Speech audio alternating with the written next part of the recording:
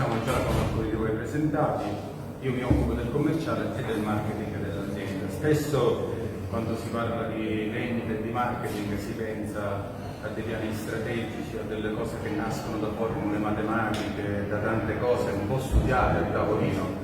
Però devo dire che effettivamente qui da Gambino ci siamo ritrovati con un'eredità di famiglia. Mio padre e mia madre sin dall'inizio, quando dovevano spuntare un ospite, prendevano un pezzo di salame che era appeso in azienda, lo tagliavano, prego, accomodati, rimani con noi.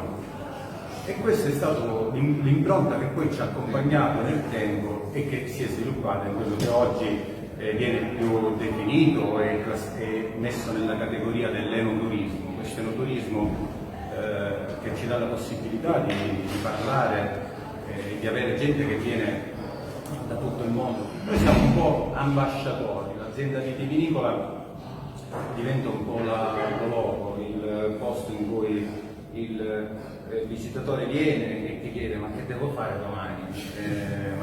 Aspetta, ma io però se ci pensiamo, dico, siamo qui, il nostro staff tutto, noi mio fratello e mia sorella li chiamiamo i nostri ragazzi, sono felicissimi, sono people person, persone che amano la gente e che danno il loro meglio insieme. Se mettete una bottiglia di vino, ci sono persone che hanno lavorato tanto, che si sono impegnate, e grazie al nostro lavoro possiamo raccontarvi un aspetto, un punto di vista di una piccola realtà.